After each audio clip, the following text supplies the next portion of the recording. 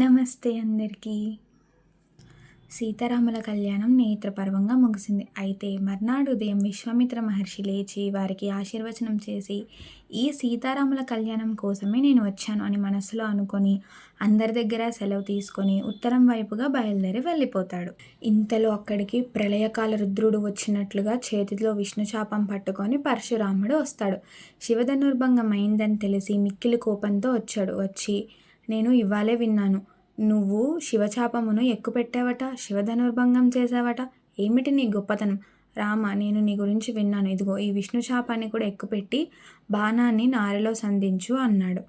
పరశురాముడిని చూసి దశరథుడు చాలా భయపడిపోయాడు. రథము దిగి పరశురాముని వద్దకు వెళ్ళి, మహానుభావ, నువ్వు ఈ భూమండలం మీదున్న క్షత్రియులందరినీ సంహరించావు.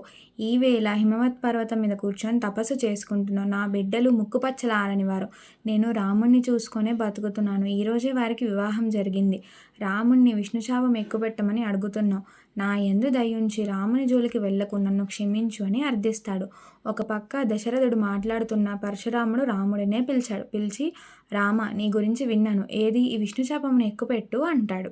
పరశురామ, నీవు ఇందాకటి నుంచి విష్ణుశాపం ఎక్కుపెట్టమని నన్ను ఒక పనికి మాలిన వాళ్ళ మాట్లాడుతున్నా నేను ఊరుకున్నాను. ఎందుకో తెలుసా? తండ్రి గారు పక్కనుండగా కొడుకు ఎక్కువ మాట్లాడకూడదు, అందుకే నేను ఊరుకున్నాను. నీవు అడిగినట్లుగా నేను ఈ విష్ణుశాపాన్ని తప్పకుండా ఎక్కుపెడతాను. ఆ విషయంలో మాత్రం ఎటువంటి సందేహము వలదు అని చెప్తాడు. రామచంద్రమూర్తి పరశురాముని వద్ద నుండి విష్ణుశాపాన్ని స్వీకరించి నారిలోకి బాణాన్ని తొడిగాడు. పిమ్మట పరశురామునితో అన్నాడు, నువ్వు ఈ బాణాన్ని ఎక్కుపెట్టు అన్నావు కనుక ఎక్కుపెట్టాను. నీ మీద ఈ బాణప్రయోగం చేసి నిన్ను సంహరించగలను. కానీ నిన్ను సంహరించకుండా ఉండడానికి నా వద్ద 2 కారణాలున్నాయని చెప్తాడు. ఈ బాణం విడిచిపెడితే నీ ప్రాణాలు పోతాయి, కానీ వదలను.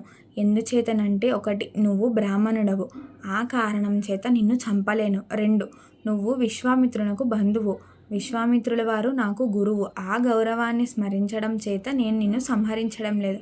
కానీ ఒక్కసారి విష్ణుశాపంలోకి ఇంత తేజోవంతమైన బాణాన్ని సంధించిన తర్వాత విడిచిపెట్టకుండా ఉండను. ఖచ్చితంగా విడిచిపెట్టాలి.